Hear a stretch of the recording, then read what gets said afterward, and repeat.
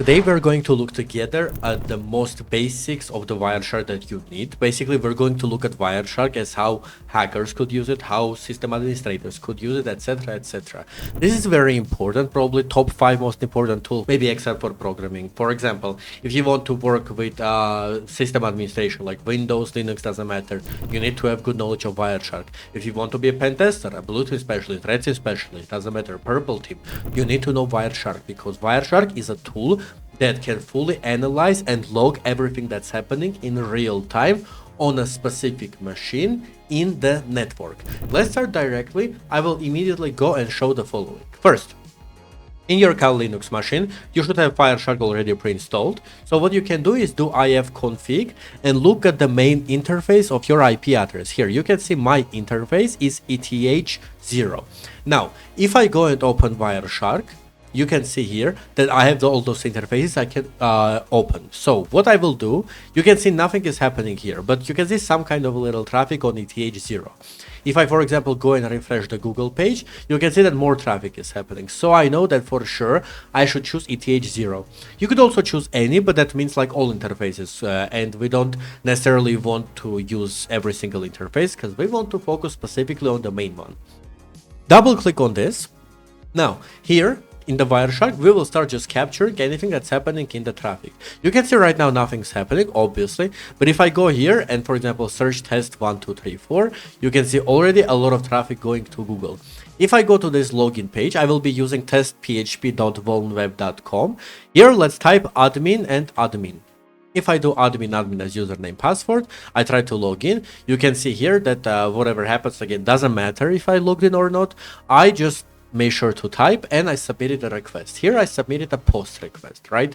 Let's try to open another website. Let's go, for example, youtube.com. Open youtube.com. Close it real quick because it doesn't matter if it opens or not. Now let's stop. To stop the capture, we can click here. Now, what you can do first is save this file for future analysis. You can do the following. Just click save as. Let's say here I will save it in home Kali. Let's say first Wireshark lesson. You can do this because again, you can directly always at the same time just make sure to analyze it, whatever. Now if you have time, you can analyze this page right now, but I would recommend that you go first and learn how to save files, because if I close this, I can open Wireshark later and I'll be like, oh, let's see what happened yesterday. There was some weird attack yesterday going on. Let's open it. So I can click file, open. I can see this first Wireshark lesson pcap, and there you go. I'm back right where I started. So let's see here. Now, few things I want to do. First of all, let's go and see what's the IP address of Google. If I do here, ping.google.com, for me, you can see this is the IP address that I'm getting. What I can do in Wireshark, let's first filter. Let's do this ip.address equals and this IP address. We can see here that right now here, okay, I'm not getting any results. All right, fine. That's fine. Maybe let's try YouTube, because it could possibly be that the IP address might have just completely changed. Let's go with the YouTube one. Let's click here, IP address equals to this. Here, there you go, okay. So I see a lot of stuff that's happening here. So maybe this is most likely the one that was happening. Google's IP address could have just changed for me. That's beyond the point. Here, you can see all the requests that are happening to YouTube. By the way, directly, what I can also do here, if I want to make sure, like, what did I even do? I can click here on the source, just go all the way top, and I can see source, the IP address. I can also click on destination multiple times. It's going to filter me directly the destinations that I have. So you can see all those IP addresses. Now, what is this? 172, 217. Let's open it right here. 117, 272, 17, and 142. We can see this is all connected to YouTube, to Google. 97, 110. We can see it's all close.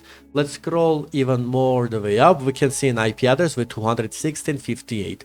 Let's do the following. Let's follow this UDP stream, for example. We can follow and see what's happening in UDP protocol. Obviously, this is all just gibberish because it's all encrypted.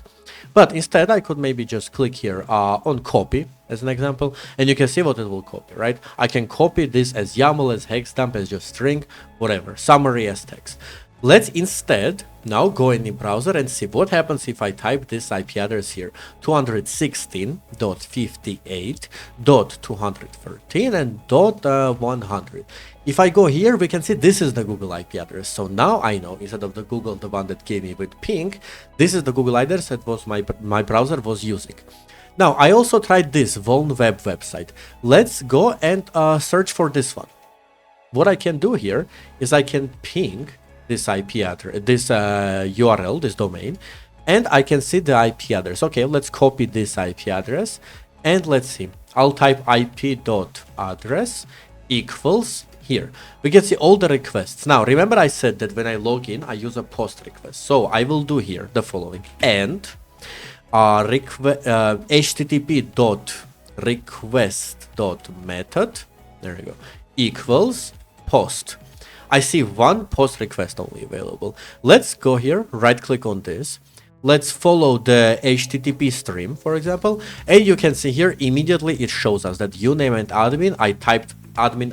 Remember how I said you couldn't actually see that I was doing it, right? If I type here admin, you don't know what password I'm actually typing, but it says here in open text, clear text, I can see, because again this is just HTTP website, I can see that it's admin. Now if I was just using Wireshark from another PC capturing network here, I would be able to see the login and password in clear text. Such as an example, let's do another Wireshark test.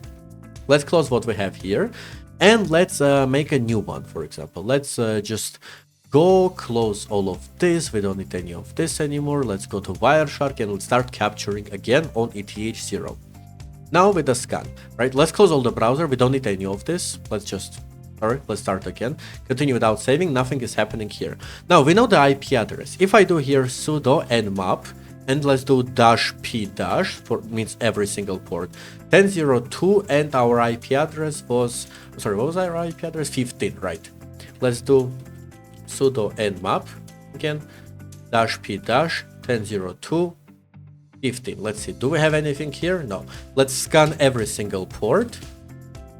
And we can see that the requests are happening. Okay, we see that the port 80 is open. We can see the DNS standard query is happening here. And what happened? Just a simple request, right? Let's do, instead of nmap, let's do -p and 22, for example. Let's see. We see another request that's happening. Okay, let's try to do more aggressive scan, right? Let's do -p -sc -sv. Let's do version. Let's just throw -a in there somewhere. Let's do enter, and we can see what is happening. So many scans are happening, every single port. You can actually see this directly. I don't even need to show you, right? Destination 0022. We can see TCP 15, 16, 17. There you go. Every single, you can see how much is happening, right? And if you see something like this, every single port being checked, you know, something's fishy going on, and most likely someone is doing a very, very aggressive scan. So there you go. This is one simple way. I think it should have closed up. Actually, no, the scan is still going. Let's just stop it. We can see what's happening. The destination, the source, of course, etc. This is very, very obvious. There's something fishy going on.